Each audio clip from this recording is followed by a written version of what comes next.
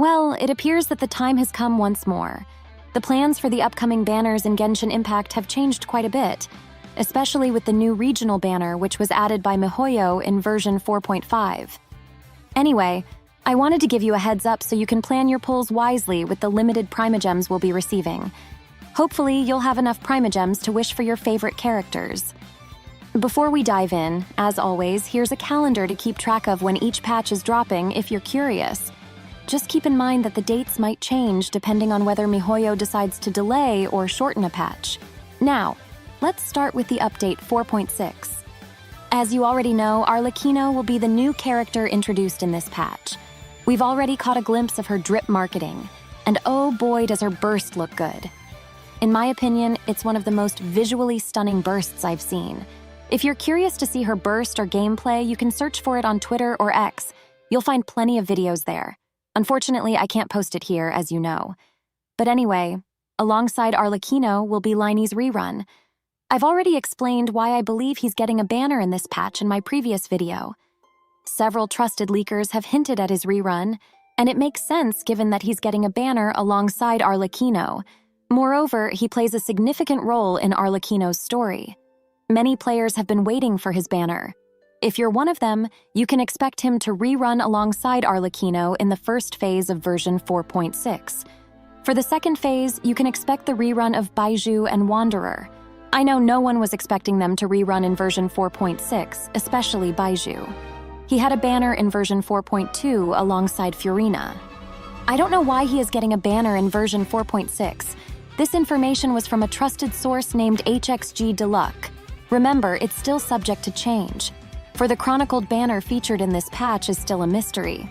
If the chronicled banner aligns with the location of the main event, then we might expect Inazuma's chronicled banner since the main event in 4.6 is set in Inazuma. However, if it doesn't depend on the event location, then Liyue's chronicled banner, as rumored, could be expected. In my opinion, I don't think we'll see an Inazuma chronicled banner because most of the Inazuma characters recently had a banner. Having a Liyue chronicled banner makes more sense because we haven't seen many Liyue characters lately. The last ones featured were Xiao and Cloud Retainer. We're still missing characters like Shenhei and Ganyu, who even had a skin in version 4.4. It would seem unfair not to include them. I hope you all are familiar with what the chronicled banner is and how it works. I won't go into detail here, but if you're curious, I've posted a video explaining everything you need to know about that banner.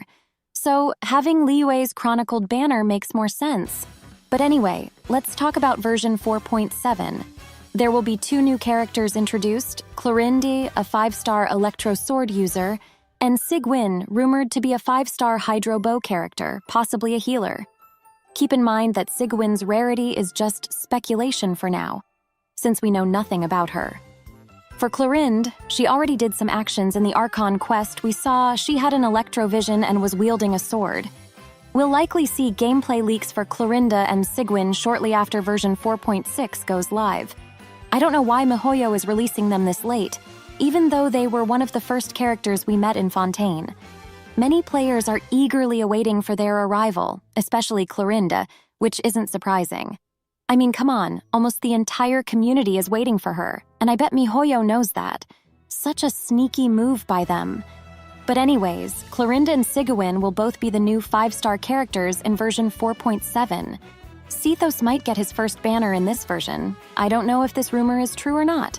Sethos will make his first appearance in Sino's second story quest in version 4.6.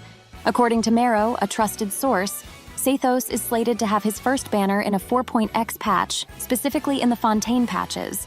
So it's possible we might see his first banner in version 4.7. For now, we only know his rarity, which is a 4-star. Details about his weapon or vision are still unknown.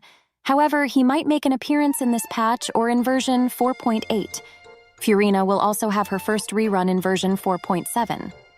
You might be wondering why, since Archons usually rerun 4 patches after their initial release. That's still true, but Furina isn't getting a banner in version 4.6 because she's no longer an Archon. I won't spoil much for you, so if you haven't completed Fontaine's Archon quest, finish it to see for yourself. So, since Furina isn't getting a banner in version 4.6, she'll definitely rerun in version 4.7. Alongside Furina, you can expect the rerun of Wriothesley. It's not a big surprise considering most of the Fontaine characters will have had a banner by then, and many players are waiting for his return. So yes, Clorinde, Sigwin, Furina, and Wriothesley will all have their banners in version 4.7. As for the chronicled banner in this patch, we might see Sumeru's chronicled banner. Why do I think this? Well, because the main event in version 4.7 is centered around Sumeru, so having Sumeru's regional banner isn't surprising.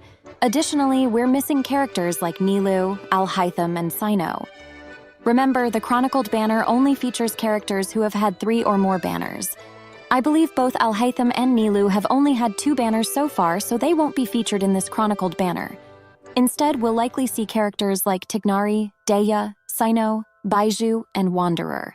Therefore, the chronicled banner in version 4.7 will likely be Sumeru's chronicled banner.